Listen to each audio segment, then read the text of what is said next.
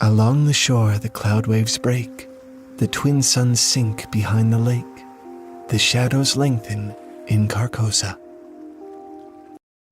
Well, there you go. A very short introduction this evening. Hello, Sure. Ed. How are you today, mate? Good evening, John. I'm doing fine. I've had a long week and I've got time booked off work in a couple of weeks, which I'm very much looking forward to. But It's kind of I'm grumpy. excited to be here. We're going to have an interesting chat about some stuff that, well, I've never read The Call of Cthulhu or The King in Yellow, so I had to do some very quick swatting Well, up on both subjects and authors and everything con- else. But con- yeah, it con- sounds confession. interesting. Neither have I. Well, hey, that doesn't stop us talking about it, does it? Because let's face it, we'll Um, talk shite about almost anything. Anyway, oh, well, that's what we're here for. yeah, that's our duty. Tell me about little Bariska, right? So Ed sent me something during the week about a little Russian boy who was born in 19. Well, he's not that little now because he'll be 27 now. He's 1996. He was born, right? And he started claiming all sorts of weird things. So tell me about him, Ed. What was the strange thing about this little boy? Well, let's start from the beginning, because that's where all good stories start. And he was Beginning. basically different. Yeah, at the beginning. I mean, he was just from the very point he was born. Um, he was different. His mother said that his birth was very quick and painless. And that when she looked down at the newborn baby, um, he looked up at her with what she recalls as the big brown eyes of a grown adult. He could immediately focus on objects, which is usually impossible for a newborn. And as Boris grew, he continued to display feats of intelligence that shocked them. According to his mother, Boris was beginning to speak at 4 months of age, and by 8 months, he was speaking basic sentences. For reference, most babies don't say their first word until 9, 12 months old. The next extraordinary milestone for Boris was his reading basic sentences at a year of age. And then his parents noticed that the child had what they described as psychic abilities. Their 1-year-old was now painting and drawing, and the first inklings of what he would later claim to be his Martian origins appeared. Boris grew, and as the years Martian. went by, Did you say yeah, Martian? yeah, Martian. Let me finish, and then we can pick it to pieces. Boris grew, and as the years went by, his interest in space, astronomy, and other celestial subjects increased by leaps and bounds. His parents would later say that they never went out of their way to teach their son anything about space, but that he brought the subject up all on his own. Little Boriska started kindergarten at the tender age of only 2, but he was already displaying high-level reading and writing skills that made it easy for him to fit in with the other children. Before long, he would reveal his identity as a Martian in his past life, using his incredible knowledge about space to convince even disbelievers about his claim. So, yeah, it's. Have you ever read Robert Heinlein's *Stranger in a Strange Land*? Yeah, Because that, some time ago now, mind you.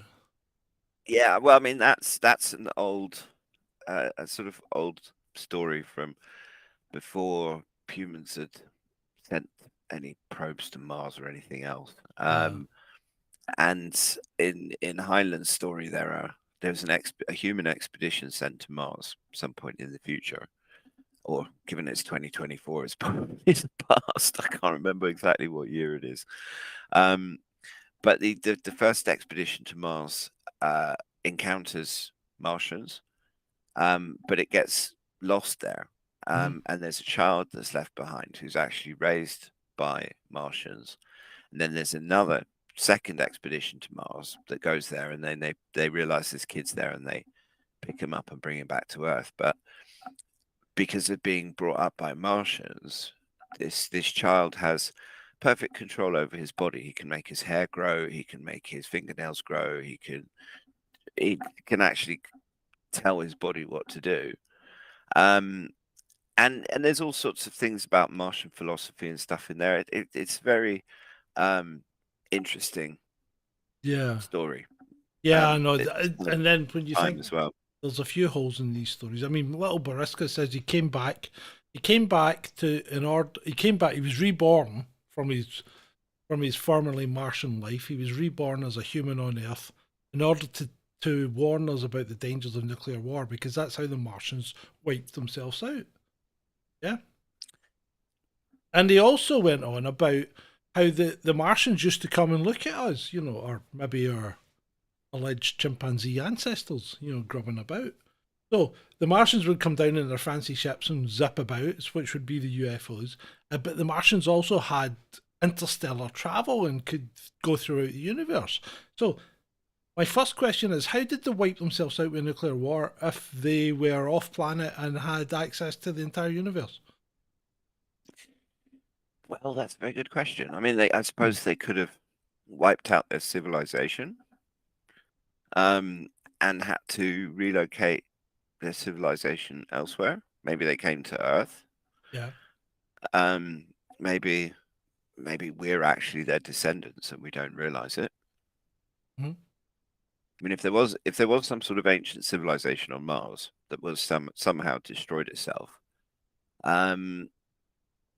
that would imply they must have gone somewhere. And logically speaking, even if you're a China.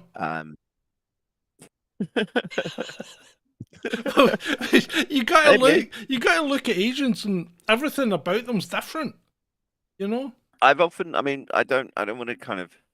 I'm not get being into a racist. I'm not being No, racist. it's not about race. No, it's not about being racist. But one is allowed to ponder these things, because I've often wondered. I mean, I was a little white kid growing up in Africa, Yeah. and one of the things that used to weird me out when we come to Europe on holiday was how many white people there are. There were everywhere. Yeah. And I've often wondered how. It's like if you look at apes, our nearest mammalian relatives. I mean, you have different types of apes. You have chimpanzees, and you have orangutans, and you have gorillas and stuff. But I'm still fascinated by how some humans ended up with dark skin. Some humans ended up with sort of more slanty eyes than the rest of us. You've got the Native Americans who are kind of more red. Well, okay, some of it is environmental, but aren't the Native Americans a bit like Inuit to a degree? No. Yeah. So some of it might be environmental, but I can't understand how you get such a different change just because it's just a little bit colder here, and you get you get a lot less sun. But it's not just the skin color; it's everything else. It's head size, skull shape, nose in particular. There's massive, and as you said, Asians' eyes, and I mean there are many physical characteristics that are very, very different. And is it just down to diet? Is it down to diet and temperature, or climate change? Climate change turned us white. I honestly don't know. I mean, assuming that the story of how humans came to be, i.e., Lucy and the Olduvai Gorge in Tanzania/Kenya. I think it's Tanzania. Can't remember. Anyway, but somehow, if we all started off, did we all start off Negroid looking? With the kind of with the thick curly dark hair, and if so, how did we go from dark Negroid looking people to blonde Scandinavian looking people, or kind of Oriental? Because I mean, even if you look at the difference between, say, people from Mongolia and people from China and people from Japan, there are similarities, but there are still differences. And it's like you've got Europeans, some of whom are ridiculously hairy, and then Chinese people or Japanese people that tend not to have masses of body hair. And look at South Americans. They sometimes they have difficulty growing even a beard. And it's fascinating. So I mean, if little Boris was descended from, or he's a reincarnated, I mean, effectively what he's claiming is that he's a reincarnated Martian. Yeah. that would then make you wonder how many other Martians have been reincarnated as humans and didn't realize it. Maybe there was something about Boris's particular physiology. Could be. He did look a bit like Nicola Sturgeon. I did point that He does. Unfortunately for the poor little guy, yeah, out. he does. But that also is just a testament to how weird and creepy looking Nicola Sturgeon is. Yes. She looks like an 11-year-old Russian boy. Pretty much, yeah. Yeah. Or wee Jimmy Cranky. Yeah. Yeah, I just, I don't know. I But mean, what do you think about this story? Do you think that, because I mean, from what I read about it, he was of an age where a child, I mean, a little baby doesn't just start. I mean, what his mother said about him being able to focus, that's something that mothers would notice. mm, The fact that he's speaking and reading from a very early age is not, it's not uncommon, but it does seem to suggest something slightly different about his brain. yeah, Because yeah, I mean, one of the reasons that little humans are so helpless is because our brains have got so much growing to do. Because yeah, the full size human brain can't make it out of definitely a human female's womb. So we just say the birth Womb. canal. Well, yeah, well, no, birth canal. That's what I meant. Yeah. Which actually does raise questions about human evolution, because it's not. I mean, if you look at every other creature on the planet, almost all of them come out completely able to do what they need to do Yeah. to survive. I mean, Yeah. I watched a wonderfully cute little video on Twitter the other day of a baby giraffe taking its first steps, and it falls down more than it walks around. But Yeah. eventually, this little giraffe, and it's only literally hours old, Hmm? and this little thing can get up and Run. walk around and Uh, suckle. And I mean, like yeah. a baby crocodile comes out of the egg completely able to look after itself. Yeah, fully formed, just small. Yeah. Yeah. And it's. I mean, we have kangaroos Just like where, Rishi but Sunak. I bet he came out fully formed. yeah, but I don't know. I mean, if he's an alien, then maybe He could be a Martian. he may well be. I Yeah. think that might be giving him a little bit too much credit, Yeah. but he's got a bit of a reptilian thing going on. You can't Yeah. deny that. The whole descended from ape things though there's this big problem with that chromosome. You know, the apes have got an extra chromosome that we don't have because it appears that ours has been merged, and apparently that's not something that can occur naturally. There's all sorts of there's a lot of aspects about humans that have always puzzled me. And we don't fit in to the rest of the planet biologically speaking. It's like, for example, humans are the only mammal that doesn't manufacture its own vitamin C, which I found fascinating. But also, if you're an alien, you're gonna create a slave race, then making them dependent on something that you have to provide, and without which they're gonna die pretty quickly, is a bloody good way of controlling them. Yeah, But that's just me speculating. Oh, that's a good point, because we found all that out when we started taking long naval voyages, didn't we? And nobody had any fresh fruit. Yep. And that's why they called us limeys. That's why the Americans call us limeys, because we used to take limes with us to stave off the scurvy. Mhm. But yeah. So, and it's also fascinating how, I don't know, do we get, it's like, if we have some humans like this little Boris that are born naturally more intelligent for whatever reason, whether he's, I mean, because the thing that I find interesting is that if he was a reincarnated Martian, then the simple act of a Martian reincarnating into a human is not going to increase his cranial capacity or increase his, because human babies come out of their mums completely and totally helpless, and it takes your average baby a lot longer to develop things like language. And it makes you wonder how, because developing language is a factor of the size of a brain, and the baby's brain comes out not big enough, effectively, to do things like learn languages. And so how did little Boris's brain somehow grow faster? Can a Martian reincarnating into a human make the little baby human's brain grow faster? I don't I don't know. know. I don't know. But, well, maybe if he's got control of his body, maybe he can. But, yeah, I mean, I'm open to any explanation. I mean, ultimately, we're never going to know. This is all just I mean, speculation, and it's more than just little Boris that's been affected here, because there have been kids like this popping up occasionally throughout, you know, the last decades, hundreds of years or whatever. There's always been these outliers that pop up, and especially the ones that have a kind of memory. The question, though, one of the questions about little Boris is he's only 27, but he's just disappeared into obscurity now, hasn't he? Do you think he's in a gulag? it was the first time I'd ever heard of him. I mean, he was born in January the 11th, 1996, and he's not cured cancer or helped Elon Musk get humans to the moon or Mars or yeah, but he's anything Russian like that.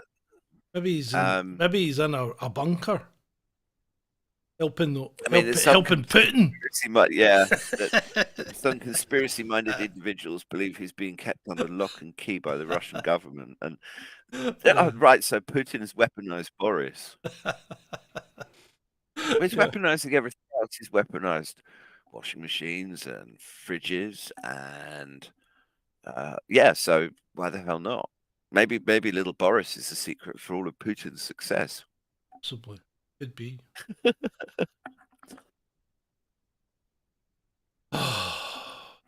it's a fascinating story. You just wonder. I mean, I'm also fascinated by those stories of little kids who can remember past lives. And there was one, I can't remember his name, but it's one of the most famous of these stories.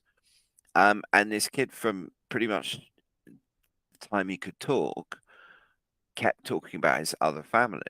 Yeah. And would get quite upset about it. And he was able to describe places and people and objects and buildings and things like that. And he was so adamant about it that eventually his family decided to actually do some research to see if their son was actually talking about a real place and real people.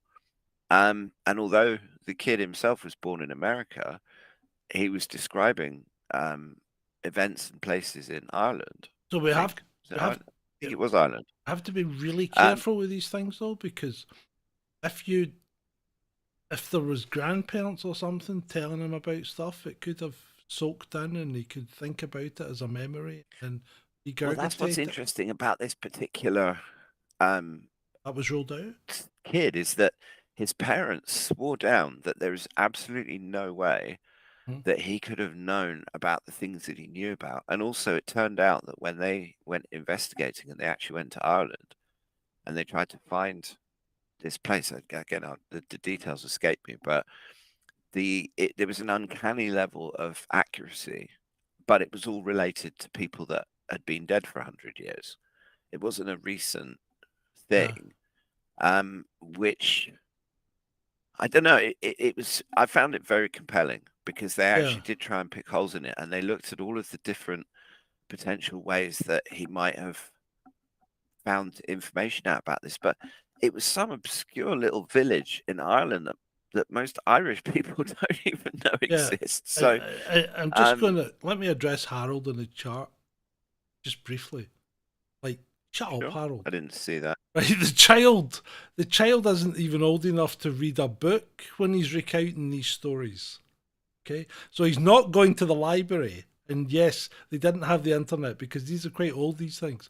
So, we're talking about 4-year-olds and things like this that are coming up with this kind of information. So he's not trolling anyone. I don't know many 4-year-olds that go to the library, research 100-year-old Ireland, and then come back and regurgitate it to their parents. But they're also the kind of details that the child was recalling, details that wouldn't have been stored in any book. And he remembered people and he remembered places, and it was a completely nondescript Irish town. There was no, and like you said, it was. I think this particular story was 90s, maybe earlier. Yeah, something like that. Um, I remember there's been a couple of these kind of things, and they are quite unsettling because it's like, how can they have such a detailed knowledge, and that detailed knowledge goes down to things like, what where people lived, and how many sisters or something they had, mm, when the kind of information was only ever passed down, mouth to mouth, and wasn't written down, wasn't put in a book or anything like that, and only immediate family members would know, and they weren't any relation to the immediate family members. So it's like, mm. but does this go back to the radio reception type thing? Right? You know how, I mean, one of my views is that consciousness doesn't necessarily generate itself in the brain, but the brain's a receiver for consciousness, and consciousness, if somebody else's consciousness was intercepted by the brain and you were getting kind of mixed message thing, could that account for that kind of information coming through? Anything's possible. I mean, I agree with you that I don't know. that I agree, and I agree about non-local consciousness. I do think that it's the equivalent of, there's a great way I heard it described on a TV show once.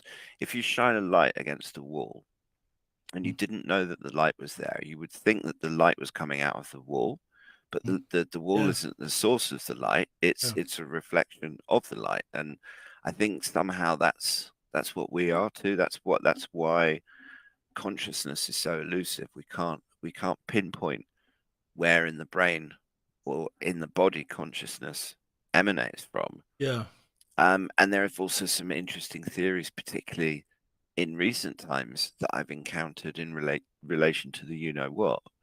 That somehow our DNA is maybe an antenna that is what's picking up this consciousness from the field somehow, and that our eternal consciousness, or whatever it is, decides to pick a particular DNA antenna to manifest through. I don't know. I can't claim to know how it works, but it's fascinating. Yeah, and it can account for things like, Alzheimer's and things like that, because as the antenna gets less attuned, you're going to get transcription errors, aren't you? Transmission errors. And that would It's account an old-fashioned TV signal. Yeah, exactly. I mean, just because just because your TV's not picking up the transmission doesn't mean that the transmission isn't occurring. Just your TV stopped picking it up.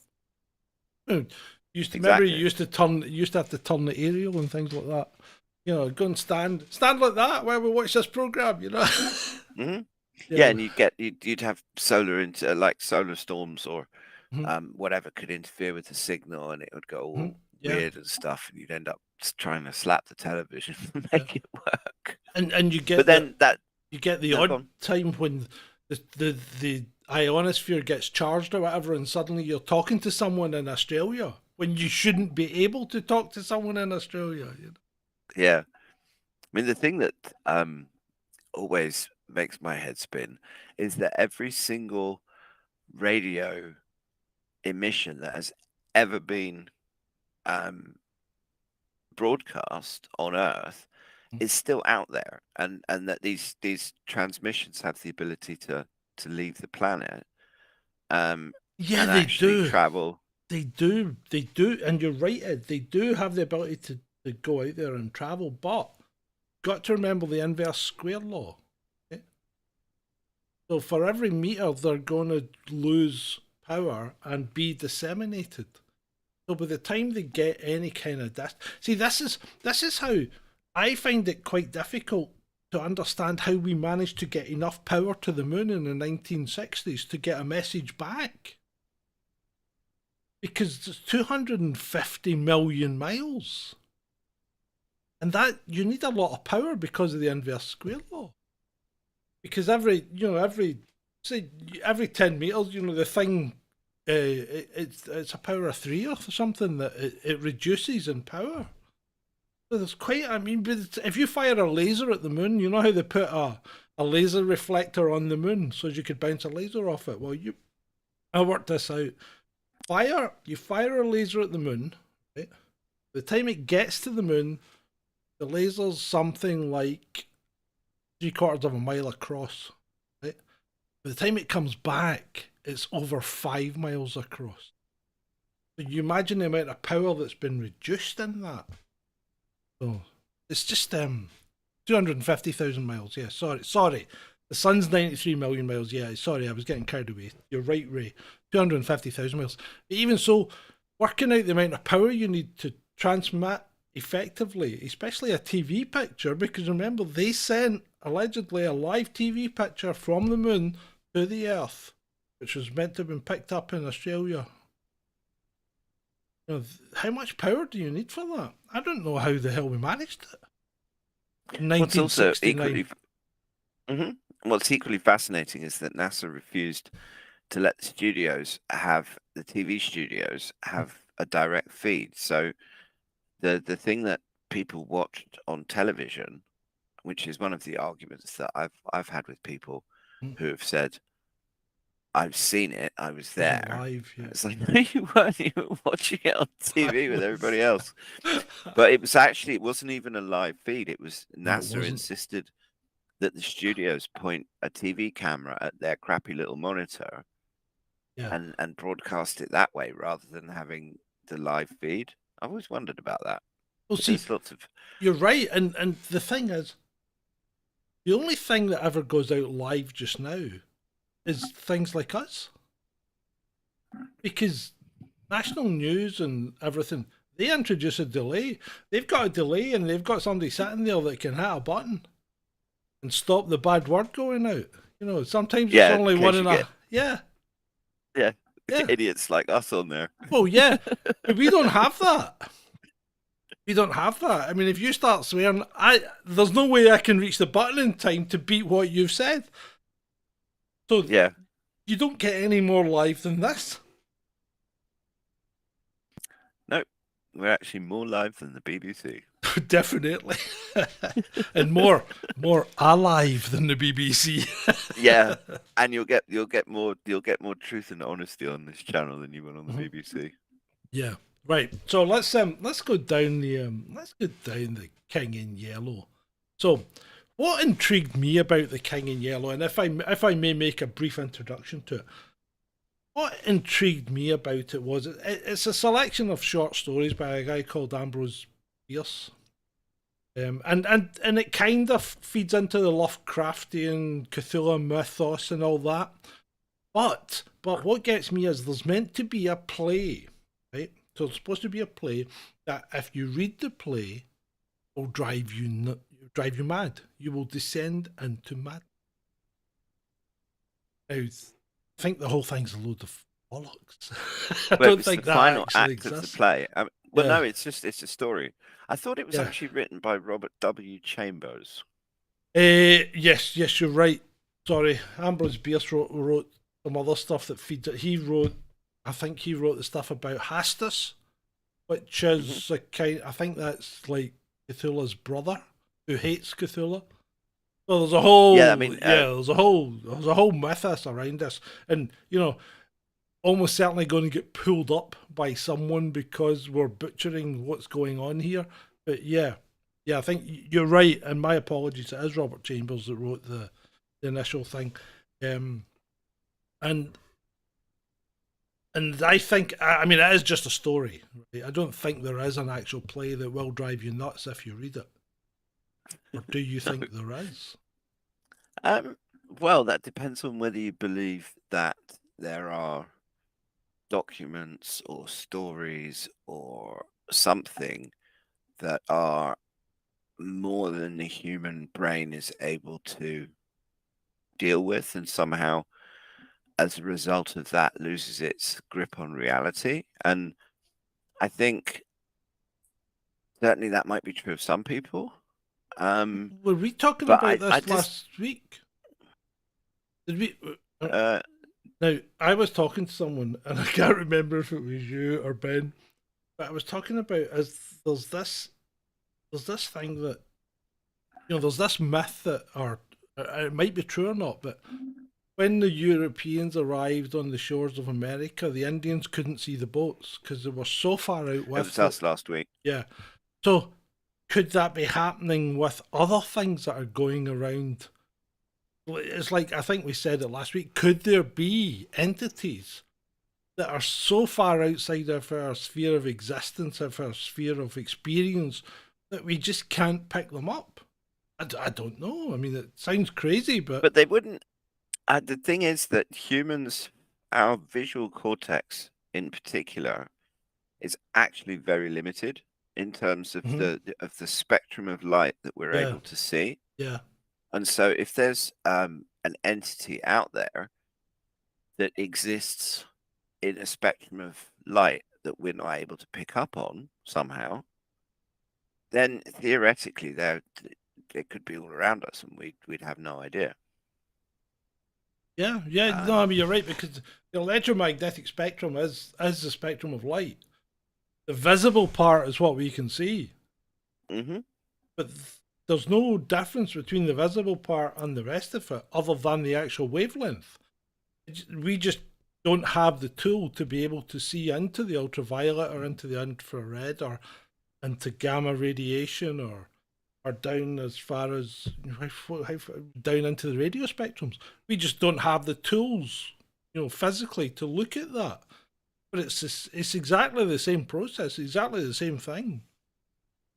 And this is why I don't think photons of light exist.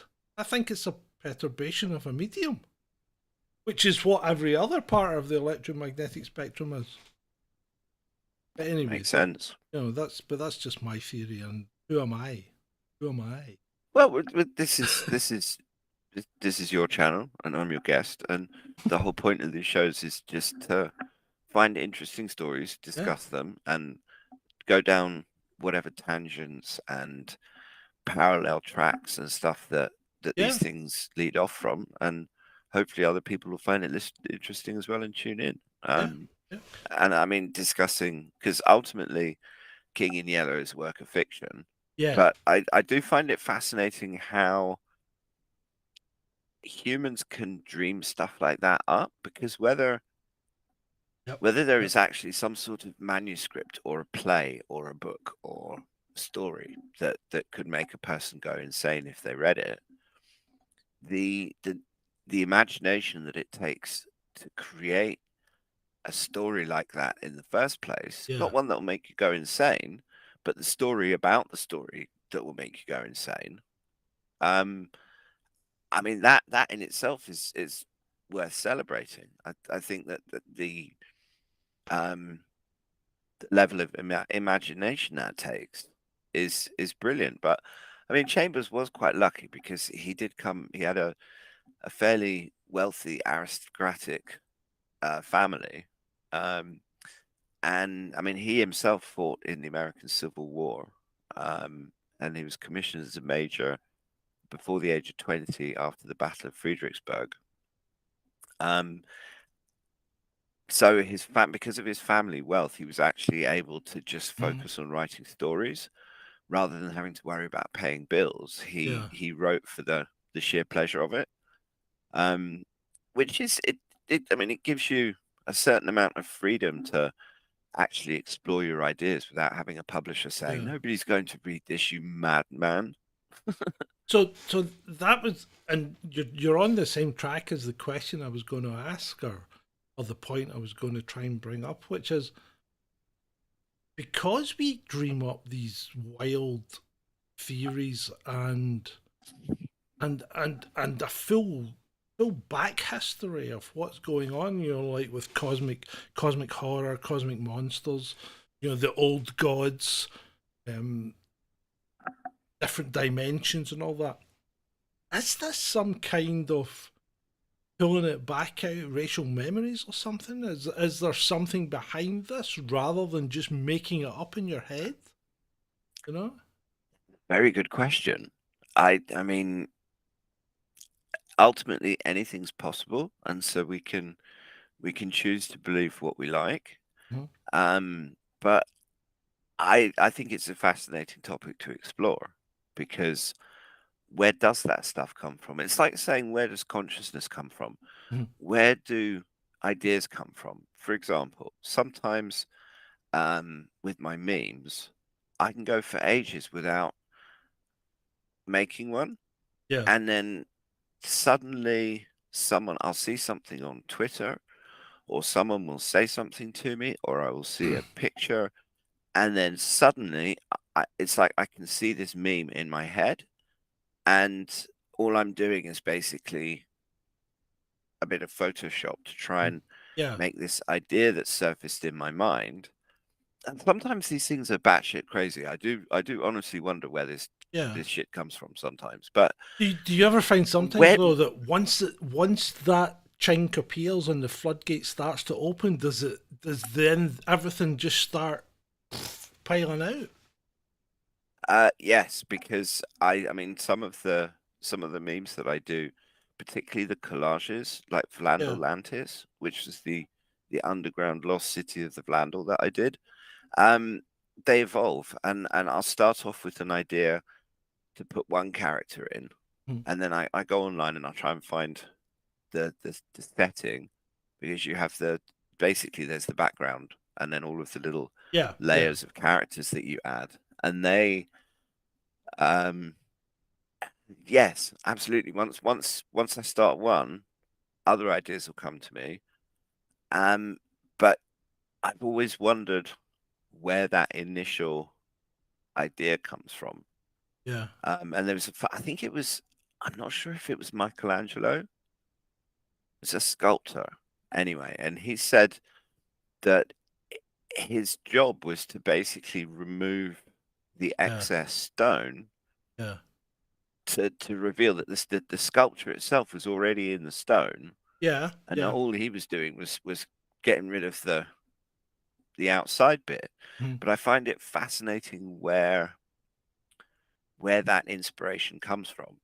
And I mean, I'm sure anyone who's creative in any kind of way has experienced similar things, but it's the same with people who write stories. I mean, you look at Robert Chambers, or Mhm. H.P. Lovecraft, or Tolkien, or any of these great Even storytellers. even George R.R. Martin has a Mm, Cthulhu type monster in one of his. He has an old god in one of his. In the Song of Fire and Ice. yeah, Yeah. um, and it's where do those ideas come from in the brain? And I mean, if we can't identify the source of consciousness, then we certainly can't identify the source of something that comes out of that consciousness. And so if we're exploring this idea that consciousness is somehow picked up by a human Yeah. meat receiver, Yeah. effectively, um, do the ideas generated by that consciousness Or have come they not? exclusively from that consciousness, Or or have is it drawing on some larger yeah? universal Are consciousness? they? Is it actually not making things up, but remembering things that happen in different dimensions? Yeah, I certainly hope that if there is a dimension that's got Cthulhu in it, that I never go there. Well, actually, if you look at Cthulhu, he looks a bit. I mean, I take it that some of the inspiration for Captain Barbossa and Pirates of the Caribbean came from Cthulhu. You know, with the beard and all that. Yeah. And It's like a cross between Cthulhu and Homer Simpson. yeah, yeah, and the guy out of and the guy out of what's it called, Futurama. You know, the lobster guy, Yeah. Doctor. I can't remember his name, Oh God, what's his name? but I he's can't remember. Yeah, he's I know the one you mean. yeah, he's hilarious. But that, I mean, see, there's another one. There's like Matt Groening. I mean, I don't know how we got into Matt Groening. We go from Lovecraft to Matt Groening, right? But Matt Groening has obviously tapped into some kind of cosmic consciousness because he knows what's going to happen. Because everything appears in The Simpsons years before it happens.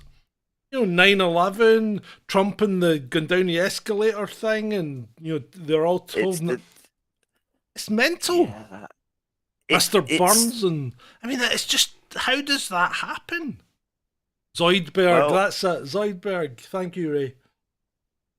The thing with The Simpsons is that, I mean, I realize that Groening himself is he's probably connected to people. Yeah, he will be. Whether it would imply that the deep state has been using The Simpsons for predictive programming for 30 years. But if you think about it, I mean, there have been so many episodes of The Simpsons, and I think when you have the benefit of 30 years of hindsight and 30 years, I mean, because it's 20 odd episodes a year for 30 years. I mean, that's a lot of television, and that's a lot of different. It is. And obviously, the people who write it are all a product of this world as well. So, and I want to just say, for the conspiratorially minded out there, I'm categorically not saying that Matt Groening isn't some 33rd degree Freemason, and that the whole of The Simpsons is just a massive exercise in predictive programming. But there's also Occam's razor as well, and one does have to keep one's feet on the floor a little bit. Coincidences do occur. Right, now, I'm going to have to ask Ray to explain this, because this is too much. So Ray in the chat has put in, when I was a kid, I could see seconds into the future randomly. How? Okay. What do you mean? And don't give me things like when you knew you'd done something wrong and your mum was going to smack you or something like that. Give me something concrete to go on here, Ray, because that's a bold statement. That's a bold statement. That's some Jedi shit there, Ray. Yeah. Are you implying that you're a Jedi? Because isn't the whole thing about the Jedi that they everything happens so fast, it makes it seem like they can look into the future or see what's happening. I don't know. Just give us an example, Ray. Yeah, give us an example, Ray. Come on. Can you mean those who make extraordinary claims have to provide extraordinary evidence? Anyway. I'm curious as well. I'm not an interrogator like you. We're not going to do the Spanish Inquisition on Ray. No one expects the Spanish Inquisition. Our two chief weapons are fear, surprise, and almost our three chief weapons are. Oh dear. But right. This stuff is fascinating. Yeah, it is. It's questions that I've always wondered about. Where does this stuff come from? Mm-hmm. And I guess that's the mysterious beauty of the human brain and human consciousness. I sat in class, I knew exactly what the teacher was going to say, and a kid in the front row was going to say, oh, okay, interesting. Did that happen a lot as a kid?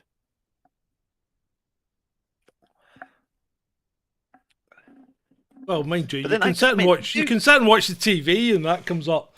You go, I know. Well, and you say blah blah blah, and my wife will look at me and go, "How do you know he was going to say that?" And I goes, "Because it's so obvious that that's what's going to come next." You know? Yeah, but that's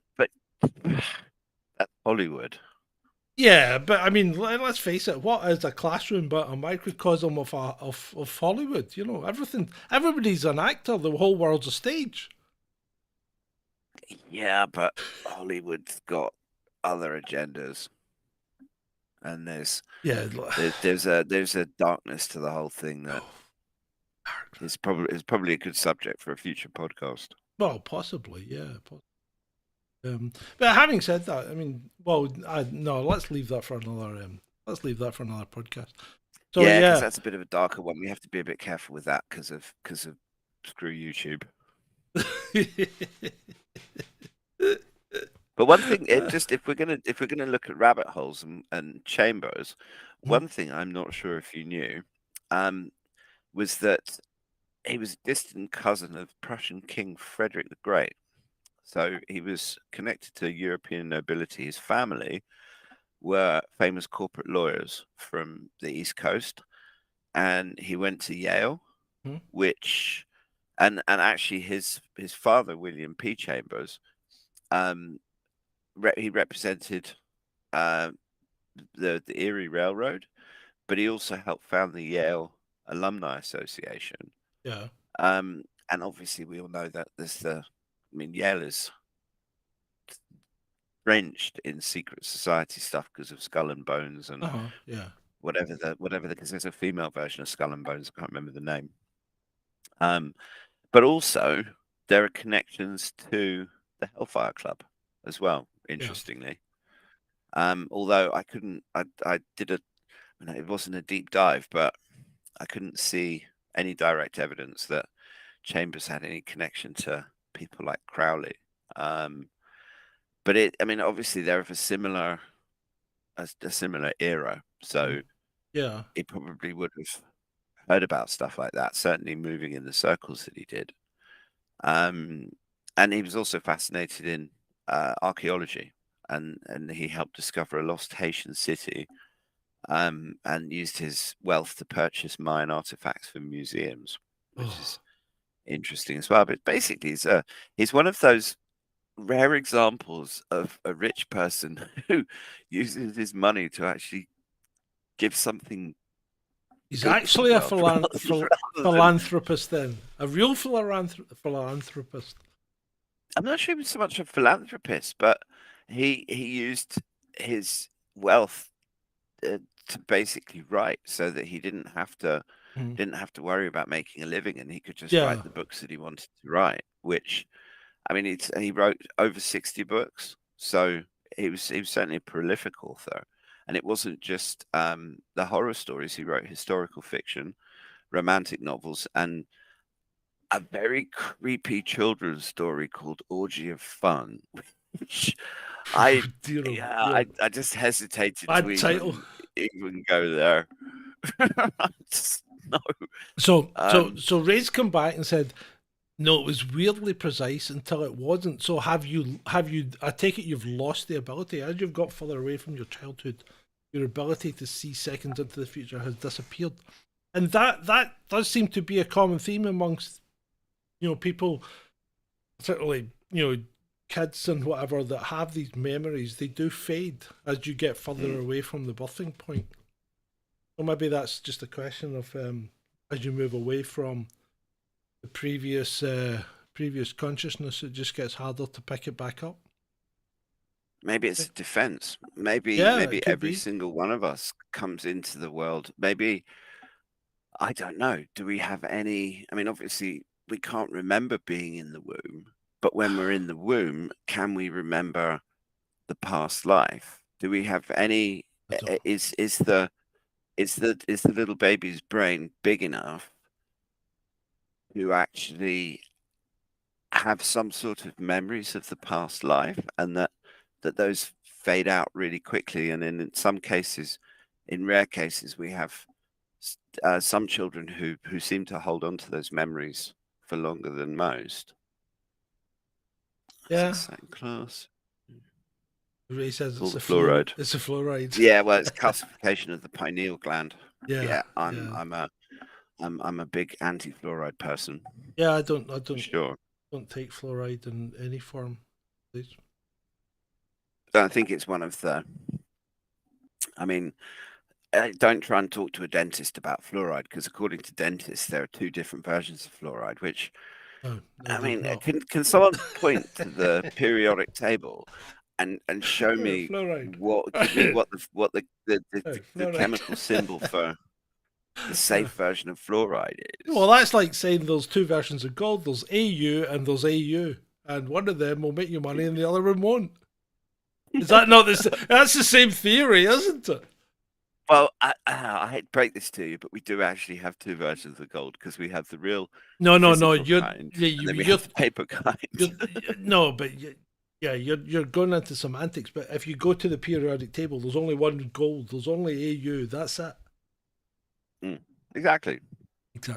But the pineal gland is a really interesting one, because how much of that is deliberately closed off, not just through fluoride, but I don't know a lot about the pineal gland, actually, thinking about it. I haven't really looked into it in any great depth. Do you know Well, about it? it's I don't know a huge amount. I know it's considered effectively the third eye because Mm. it's kind of, if you look on um particularly Indian, because you have some Indian people that have the spot in the middle of the Yeah, forehead. yeah.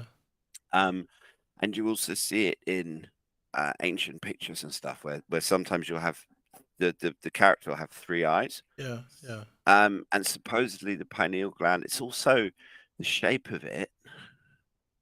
Oh God, it's the shape is something to do with Egypt, but ancient Oh, is it Egypt. like the Eye of Horus or something? No. Yeah, that's the one, Eye of Yeah. Horus. And it's a similar sort of shape, and apparently it's the pineal gland which connects us with the universe. It's almost maybe a sixth sense. And that but it has to be opened, and that's why you have the spiritual training and stuff to actually open the pineal gland that then allows you to connect with some of these, let's call them sixth sense type So, abilities. so do you think things like ayahuasca and stuff like that help in this kind of training?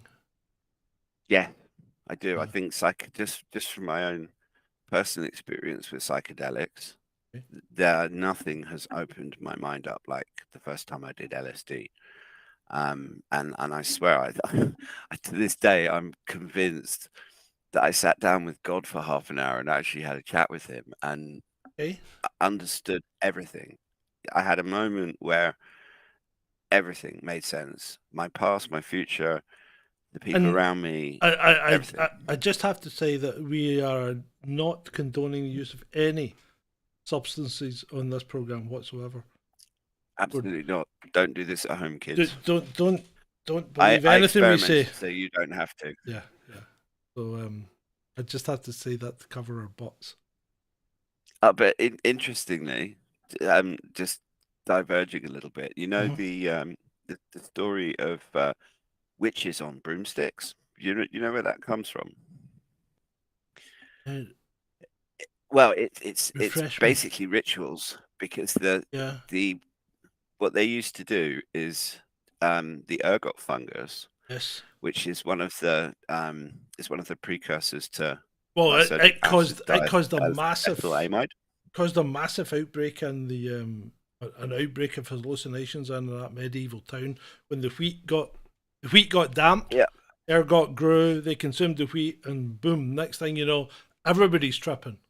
You know? yeah, but it's Yeah. also very poisonous, Yes, and it is. so as a safe way of consuming it, these call them shamanic witches, Mhm. pagan goddesses, whatever, high priestesses.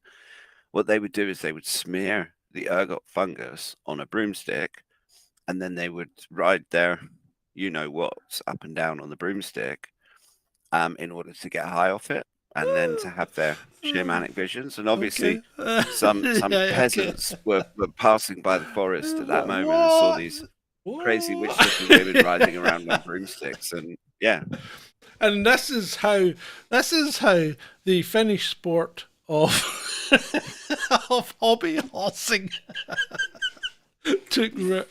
No, oh no, I've what? seen that. Yeah. Oh my god. I don't know if anyone in the audience is familiar with this one, but there is actually a sport in Finland where they ride around on hobby horses, Yeah. and it's the most, YouTube it because it'll have you in stitches. It's one of those, And they I take don't it know, maybe seriously. It's like crufts they for take it hobby horses. unbelievably. Yeah. Yeah, it's crazy. It is, and maybe it's a cultural thing. Maybe there's something about Finnish people that there's, I don't know. Well, I mean, right. because So Laplanders, Laplanders used to you know the traditional toadstool, the one that looks like red with the what's it called? Something agaric. Anyway, that toadstool is an hallucinogen, and one of the best ways of getting it is because the reindeer love it. So the reindeer eat it all. Their liver processes it. There's the conversion part that needs to be done. and then they piss it out. So Laplanders go around collecting reindeer piss at a particular time in the season, and yes, they drink it, and boom, next thing you know, you're tripping. Yeah. No thanks. But I mean, the mushrooms. Can you imagine vomiting that stuff back out again? Can you imagine? Oh my god, I the mean, mushrooms were bad enough. pickled herrings bad enough. Imagine getting offered a cup of reindeer piss. This is why I like microdose. This is. I mean, this is. It's something about when I did acid at university. It's something that absolutely fascinates me. Stop talking about doing stuff like that.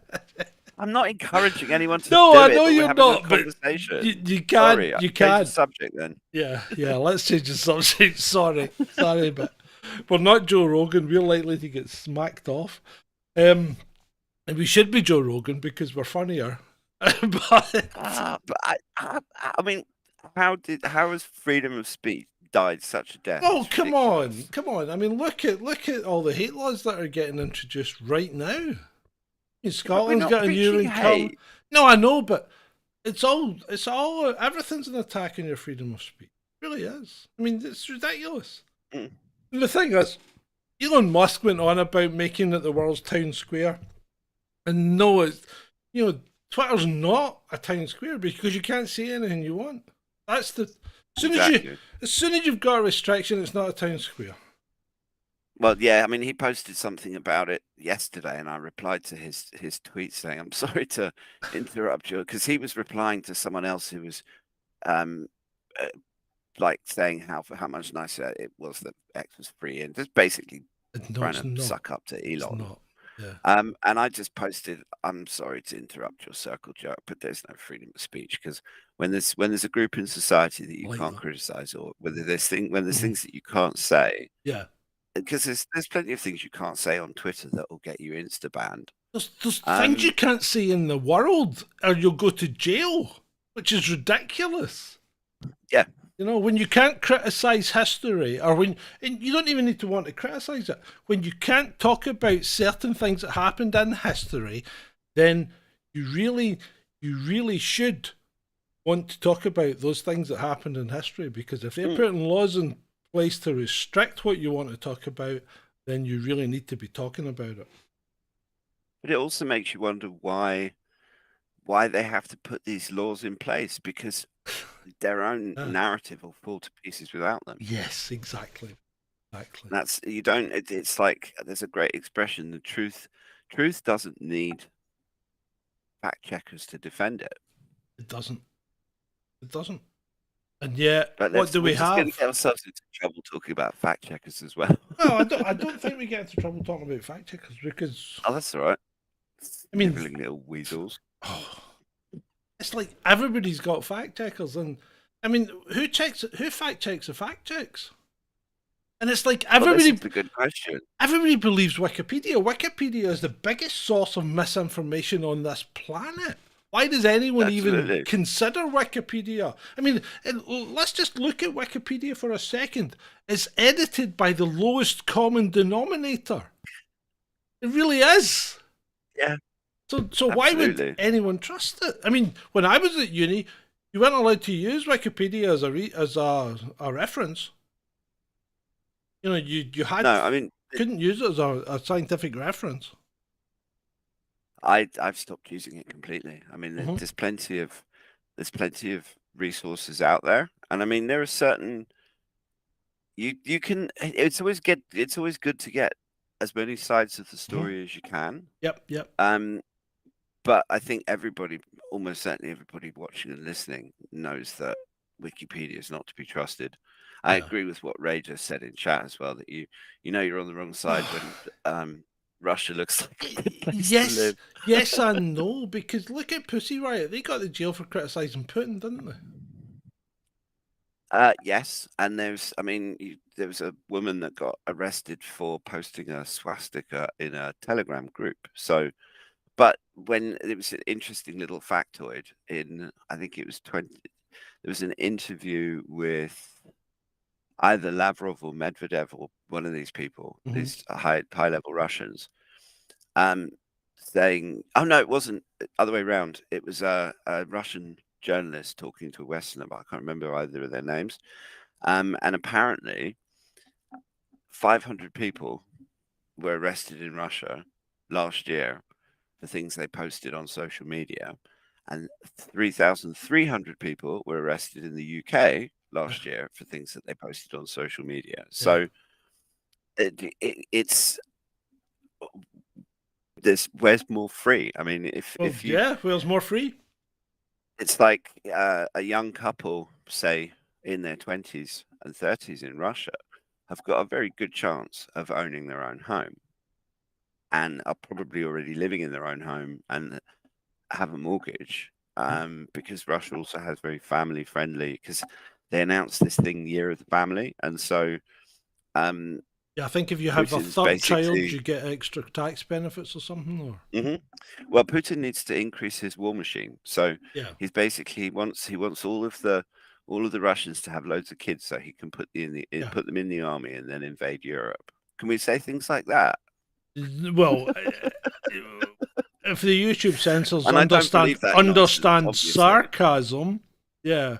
Well, yeah, and Yeah, so, because Putin, like everyone else in the West, has a population that's declining, and he wants to try and address it, and he's addressing it by sensible means, by encouraging the people to have more kids, by giving them tax breaks and funding things like houses or mortgages or whatever. But he's actually putting his money where his mouth is, and encouraging people to have more kids. Whereas here, we don't do that. well, I just read today that just ship people they've just in. announced the lowest birth rate Mhm. in recorded history, Mhm. like ever. Yeah. And so it's. I mean, I think we both know that Western leaders. I mean, the state of Western leadership in 2024 is mind-blowingly bad. I mean, when someone like Putin, who is basically an autocrat, former KGB, he's been president of Russia for like 20 years, and I think at one point they had a 5-year term limit, and then he went past that, and They the did Russians were that. just like, yeah, whatever, okay, fine, we like you. So, and the thing is that he did leave. Remember, he left for a few years while they changed the yeah, law, no, and then he and came they back. had Medvedev as, Yeah. and Dmitry Medvedev. If you follow him on Twitter, you'd want to keep Putin in his Oh position. yeah. If, Oh, definitely. if old Dmitry gets back in there, because he doesn't. Oof. I love him. I mean, he's brilliant. Yeah. His I don't know how much of what he posts is. I think it's genuinely what he believes, but Yeah, I one think gets the impression that he tries to play a bad cop. bad cop to Yeah, Putin's yeah, good he cop. is. Yes, he's very much playing the Be- bad cop. Yeah, because as far as Medvedev is concerned, there is no Ukraine. Russia's taking the whole lot, and Poland and Romania can fight over what's left. Yeah. But it's when you look at just the Moscow metro, for example, and you compare that to London or New York. I mean, and the infrastructure in the US is crumbling in the same way the infrastructure in the UK is crumbling. I mean, we have councils that spend ridiculous amounts of money on these idiotic vanity projects, mostly related to net zero and green energy and all of that stuff that we're probably also not allowed to talk about. And at the same time, the roads are falling to bits, and the social services are falling to bits, and we've got elderly people being abused in care homes and all kinds of stuff. And the politicians, our politicians particularly, are all focused on bloody Ukraine.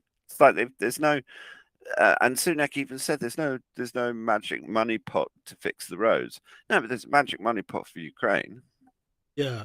I mean, it's like, right. My view is charity begins at home. Agreed. You got to sort yourself out before you start sorting out anyone else. And in fact, in a lot of cases, Don't even try and sort other people out. Just let them get on with it. Sort themselves. They can sort themselves out. Exactly. I mean, who are we to go to any other country and try and tell them how to Exactly. live? Yeah. And who are they to come to us? I mean, this is the thing. This is one of the things that I like and respect about Russians generally, and the Russian government in particular, is that there's all this nonsense about Putin being this warmongering invasion monkey Mhm. it's just not true. If you actually Yeah. look at history rather than propaganda, they're defending themselves, and they just want to get on. They want to do their thing, and They're live their in lives. they're in Syria because the Syrian government invited them in to help them. Exactly. Why is America in Syria? Whether they're illegally Stealing the oil. Nobody, yeah. And I think they're stealing grain as well. Yeah, I think they are.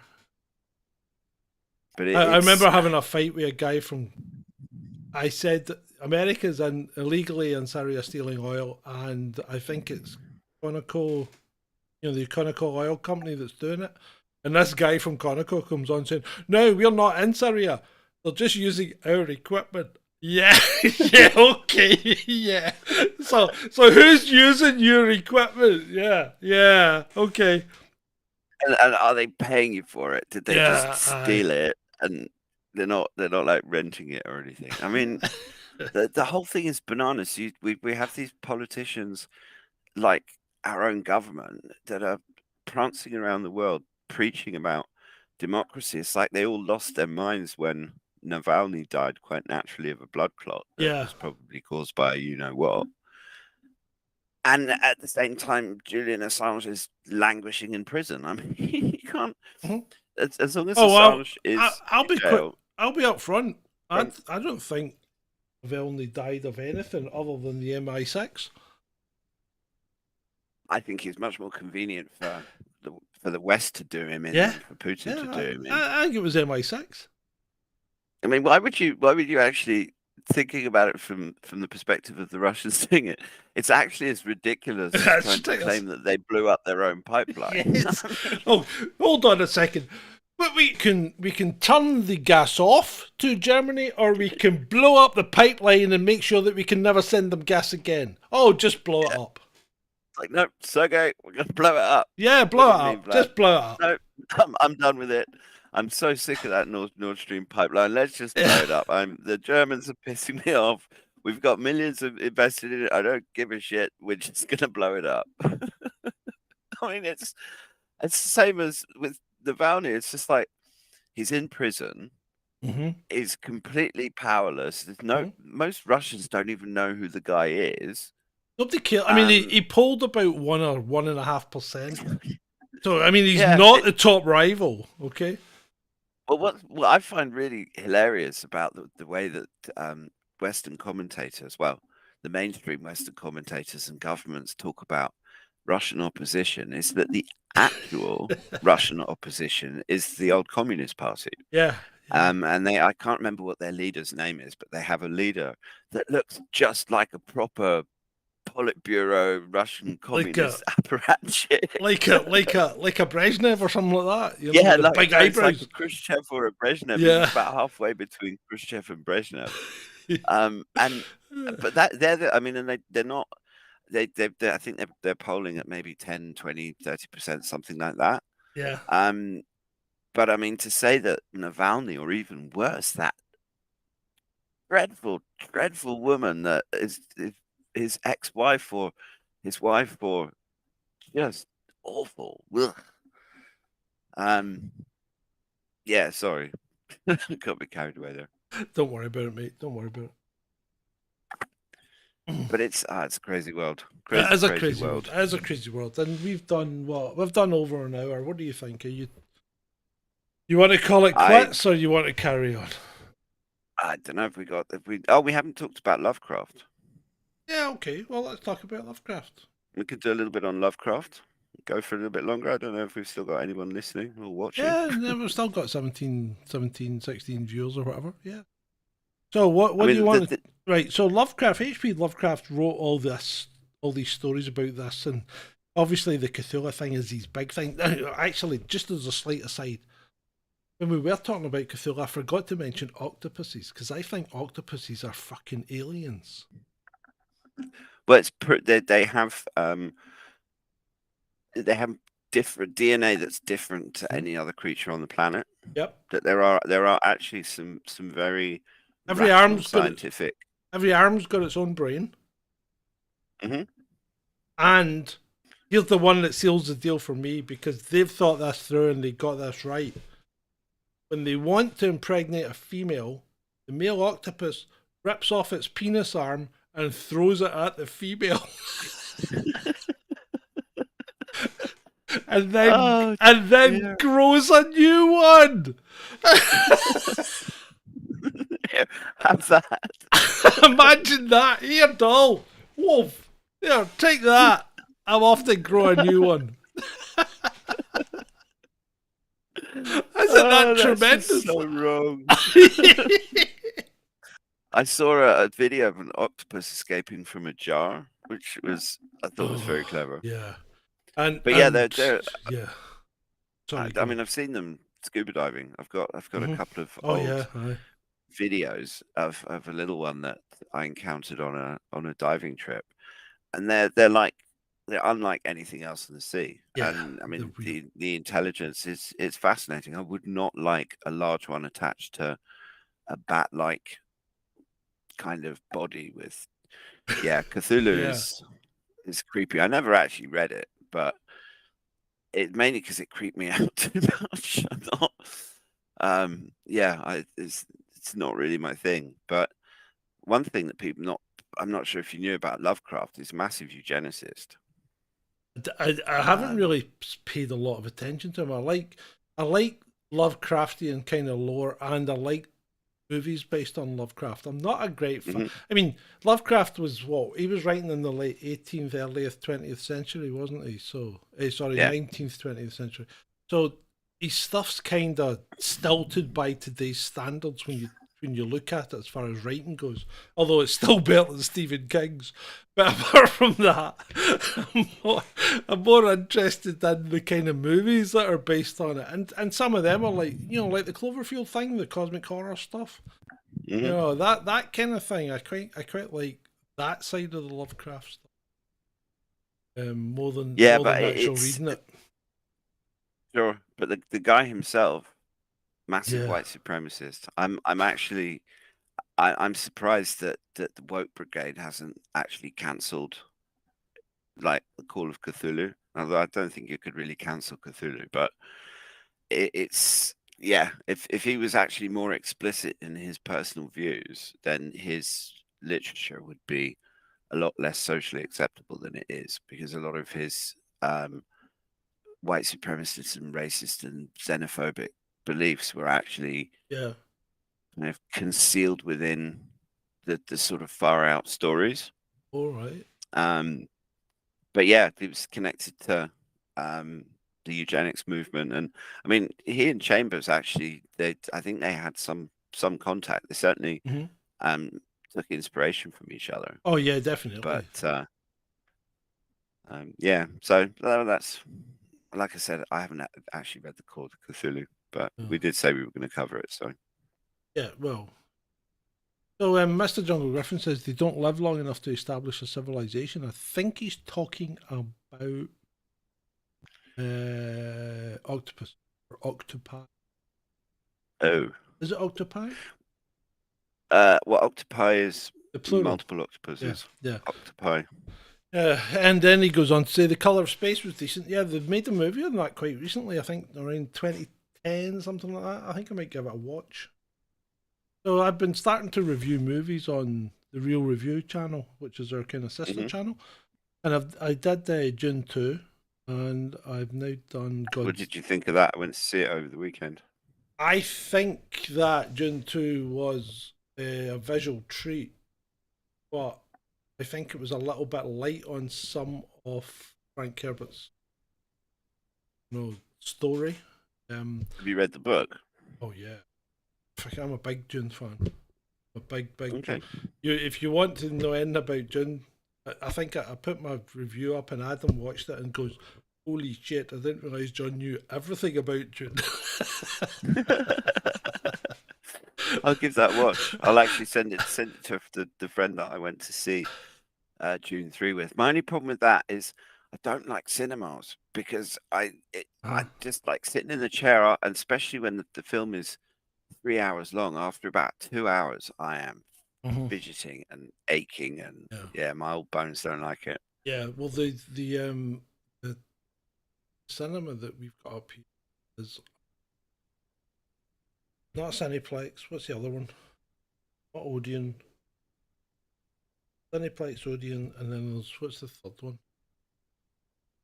Don't know. I don't go to Yeah. them. But they've got reclining chairs. Every seat in the cinema is a reclining. I could do that, but I'd probably end up falling asleep. Yeah, My other you problem is might. I You want to might. be able to smoke. You can't do that in the cinema. Having said that, and that's one of the comments I made. You while watching Dune, you could, because it's so freaking slow, right? You could go out, visit the toilet, go to the concession stand, order a hot dog and a coffee, go out, have a smoke, come back, pick up your hot dog and coffee, and then go back to your seat and go, "What have I missed?" And the person next to you would go, "Pretty much nothing," because it was a bit slow. Yeah. Yeah. Are the books are the books slow as well? Oh well, the book. Have you not read Dune? The book, No. right? So I mean, Frank Herbert's Dune is probably one of the most quoted books ever. There are so many quotes in it, and every time you read it, there's other quotes that you can take from it. It's a great primer for life, and I say that in my review as well, because there's loads of things in it that, growing up as an angst-ridden teenager, there's things in there you can use, like the fear litany and all that. I must not fear. Fear is a mind killer. I will let my fear pass over me, and after it's gone, my nothing will remain. But all that kind of stuff. But yeah, the books are brilliant. His writing isn't great, but he gets the point across. But yeah, I love Dune. In fact, I've got Dune Messiah over there to reread. In the bookcase, I've actually still got an actual bookcase with real books. Anyway, so and I'm quite gratified because my daughter, she likes reading books. What's happening? Are we dropping? That's yeah, for kids, definitely. Yeah, but so I don't know. Yeah. But yeah, I mean, I loved the 1984 movie. I really did. Rather than spoil it, I'll say go and watch my Dune 2 review on the Real Review, because it's full of things that I did and didn't like, and it's a great movie, but it's not. It's a great movie, but it's not a fantastic movie. It could have been, in my view. Yeah, that's Hollywood for you. Yeah, but then it's also because you're so familiar with the story, you probably have a very specific image of what things look like. I do, because in fairness, the book. Yeah, Zendaya doesn't. The movies are never good as the books. I mean, it's like going back to Game of Thrones. Watching the first season of Game of Thrones made me buy the books, and the books are. I mean, to start with, they're enormous. Yeah. But there's so much detail in them that the series, even 10 episodes of a series, can only kind of skim over it. Yeah. It's like and this is where the next review I did was a Godzilla one, and that's right. I'm not a great fan of Godzilla monster movies. Not a great fan, black and white, if there's a colour version. I'm certainly not a fan of a foreign language movie because I hate reading subtitles. I'd rather be immersed in the actual movie. Godzilla, -1, minus colour, doesn't tick any boxes for me. Okay? Sat down and watched it, and I freaking loved it. Because... Interesting. What specific did you love about it? I loved it because it tells a story. Storytelling is fantastic.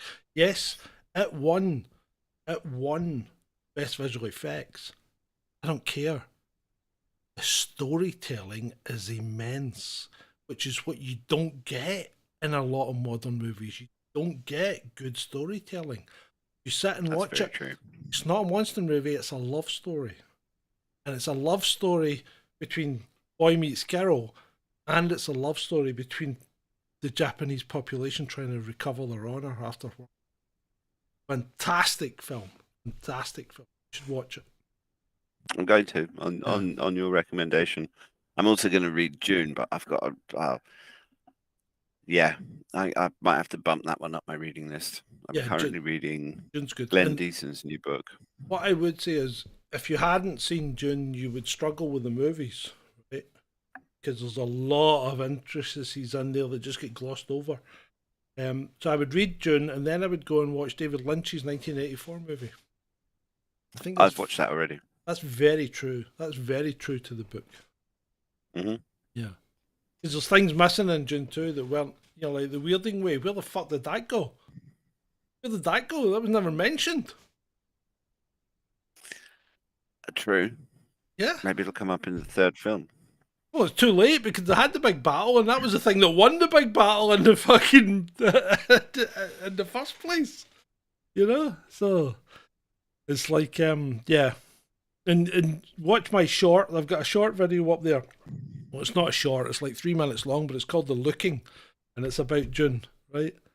Because it's Denis Villeneuve's style, and it's just bizarre. He's just got people looking all the time. And so Ben tells me that Denis Villeneuve wants to make a movie with no dialogue. Well, he's getting there on June. He's nearly halfway there, isn't he? Because a lot of times, the action is someone going.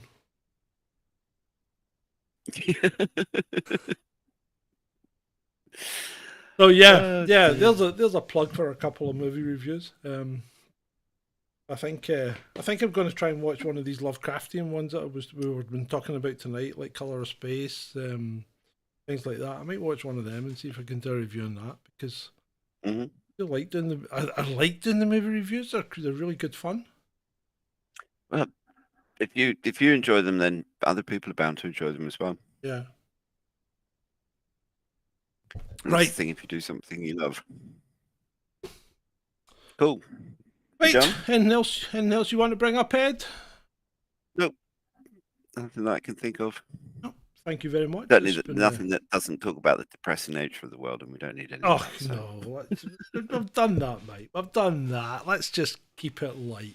I think we've covered quite a lot tonight. And we normally do. Interdimensional, consciousness, reincarnation, Martians, cosmic horror, cosmic gods, old gods. I mean, where the hell haven't we been tonight? But you know what? It's been great. Yeah, absolutely. For you.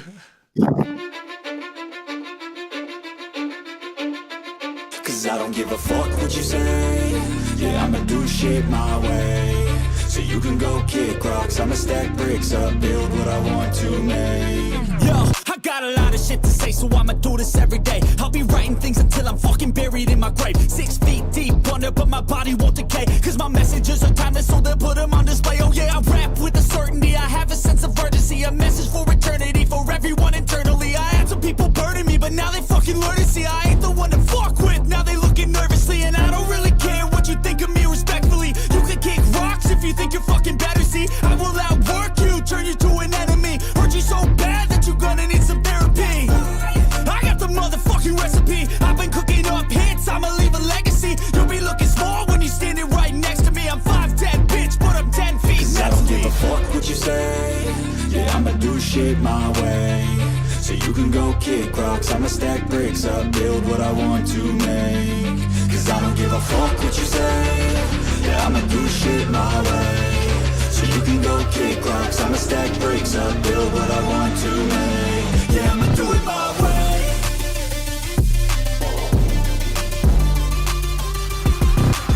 I can't contain it, I'm coming out with a statement. You really changed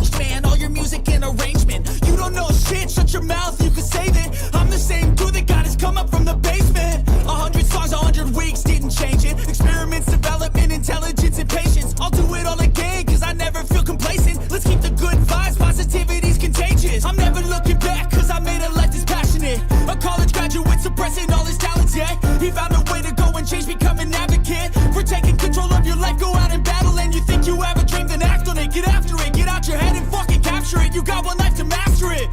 Don't give up on your future. We all start losers. We're all late bloomers. Gotta start through the sewer. What you say? Yeah, I'ma do shit my way. So you can go kick rocks. I'ma stack bricks up, build what I want to make. Cause I don't give a fuck what you say. Yeah, I'ma do shit my way. So you can go kick rocks. I'ma stack bricks up, build